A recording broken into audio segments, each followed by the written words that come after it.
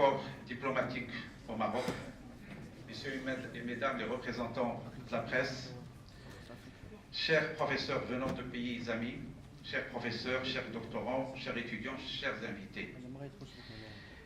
La liste est certes longue, mais avec sa longueur et surtout son intensité et sa diversité, le présent symposium, avant même de démarrer, a atteint l'un de ses objectifs, celui de renforcer l'ouverture de notre université de manière générale et notre faculté de manière particulière sur son environnement externe. Je tiens à remercier toutes les personnes et les personnalités ici présentes d'avoir répondu favorablement à notre invitation de prendre part à l'ouverture et aux premières conférences de ce symposium international qui se veut intense, de grande qualité et porteur de propositions et de réflexions. Notre ambition est d'être partie prenante de ce débat.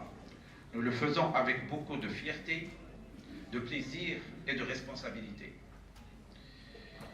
Tout d'abord de fierté parce que notre symposium se veut une contribution au débat appelé et initié par le souverain dans son discours du 13 octobre 2017 qui a déclaré « Nous invitons le gouvernement, le Parlement et les différentes institutions ou instances concernées, chacun dans son domaine de compétences, à reconsidérer notre modèle de développement pour le mettre en phase avec les évolutions que connaît notre pays. » Fierté également et surtout parce que notre symposium est honoré par le haut patronage de Sa Majesté le Roi, que Dieu le glorifie. Je tiens au nom de toutes les composantes de notre université et notre faculté à exprimer notre gratitude et notre reconnaissance au souverain pour l'honneur qu'il nous accorde. Nous espérons être à la hauteur de cette confiance royale. Nous le faisons aussi avec plaisir parce qu'avec ce symposium, nous renouons avec la tradition des grands débats économiques qui nous manquent en raison notamment du virement des formations et de la recherche dans nos établissements vers des domaines de management par souci de renforcement des chances d'insertion professionnelle. Mais bien évidemment, le domaine économique reste une force de nos établissements et une responsabilité sociale et nationale.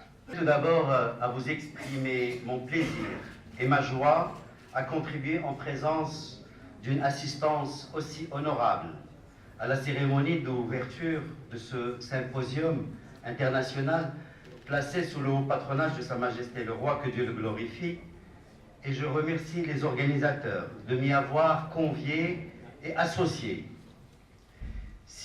Même si je me considère un peu profane en matière de modèle économique, c'est la raison pour laquelle, d'ailleurs, mon intervention abordera surtout ce modèle économique essentiellement sous l'angle de la contribution de l'éducation et du capital humain.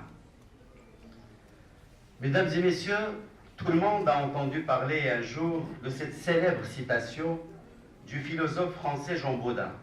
« Il n'est de richesse que d'homme, qui bien que datant du XVIe siècle, n'a pourtant jamais été autant d'actualité. » En effet, comme nous le savons tous, à l'heure de l'économie de la connaissance et de la révolution numérique, les nations ont pris conscience du rôle des individus dans leur développement, lequel est devenu bien plus tributaire de la qualité des institutions, des savoirs et des normes en matière d'action collective que de richesse naturelle ou de degré d'industrialisation.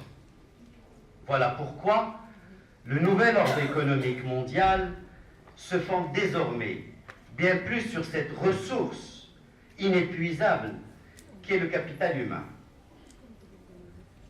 Devenu l'un des grands thèmes favoris des politiques publiques à travers le monde, le facteur capital humain, très en vogue, semble pouvoir apporter des solutions à une multitude de problèmes auxquels les décideurs politiques se sont trouvés confrontés au cours des dernières décennies, à savoir la montée du chômage, le ralentissement de la croissance économique et la fracture sociale.